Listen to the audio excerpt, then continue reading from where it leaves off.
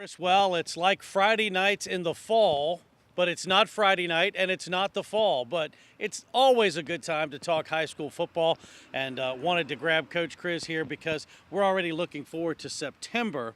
But before we get to September, I know recently I was unable to be there. We very honored to be invited by Coach Bedwell to the LC Bird ring ceremony. I know you got to be a part of it. 3 in a row is an amazing feat worth celebrating. It was worth celebrating, and it had all the luminaries from the neighborhood. You could tell the politicians who needed votes were there. But it was a great evening, and it was a great way to honor the team. And it was a good way for me to, and not that I was appointed a spokesperson or anything, but with us representing the kind of the central region at large, to congratulate that, because it's hard for competitors to do that. But, you know, the old saying about a rising tide raises all boats, that's certainly the case with LC Bird and the region in general. LC Bird with 3 in a row. We've been there to do all 3 of them. That's been great. And guess what? Jalen Elliott's back. He's got some friends back. They're going to be pretty good again. They're going to be good, and they're going to have that schedule that's going to test them. And because the Dominion District is much better from top to bottom, obviously, the fact that they were able to lose a game in that district, in the Old Dominion District, before the traditional schedule. We haven't seen them completely come out, but I'm sure that it's going to be chock full of a lot of challenges, and that's exactly what the new group of Bird athletes needs. Now, of course, as we look at the landscape, it's going to be another exciting year.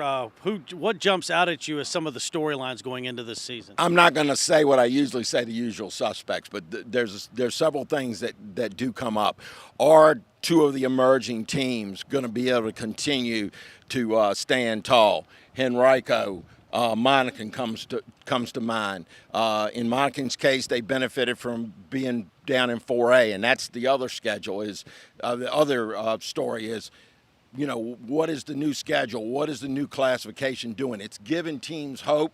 It's not eliminating their season after a week 4 loss, and I think it's made for better football. We didn't know what to expect, but it's made for better football, and it's given us another set of state contenders in Division 4 and in some cases even Division 3. What about teams that kind of fell off the radar last year that might be poised for a comeback, maybe like a Varina? Yeah, Varina was the one that came to mind, and there's a backstory there. I've said for years that I thought that Stu Brown was one assistant short of being a state championship contender. Well, he added an assistant named Richard McPhee, who's done pretty well every time he's checked in another school. Obviously, we know his success as a head coach at Huguenot. That's going to be interesting. And I think Coach Johnson over at Atlee, who Coach McPhee was at for several years, I think he'll recover well. They're going to be good because, again, he's established a tradition, changed the culture in the school. So those are the 2 that stand out. And then the final one is, I believe it's time for Meadowbrook to reemerge. They've had some difficulties with, getting a new coach, and they've had to replace that. But let me tell you, Choice A1 was a kid named Adam Tiller. And he was instrumental, and he launched his career based on those good sets of athletes that he had over at Clover Hill. He's been the head coach at Amelia, been tremendously successful there. I think they're going to surprise some folks. And, of course, we know they play a brutal schedule. We love Friday nights in the fall. We're going to be there for you again this year on Fox Sports 910. Going to be great. Our schedule will be coming out, at least the first part of it, later this summer. Let's do another state championship game in December. What do you say? It's always good, and it helps the bottom line, too. Another week to work. Real quick before I let you go, I'd be remiss if I didn't ask you for your response to the big news from the VHSL last week, allowing private schools to apply to join. Don't think it's going to have a huge impact here locally. For now, the Benedictines, Collegiate, St. Christopher's are going to stay in the private school league.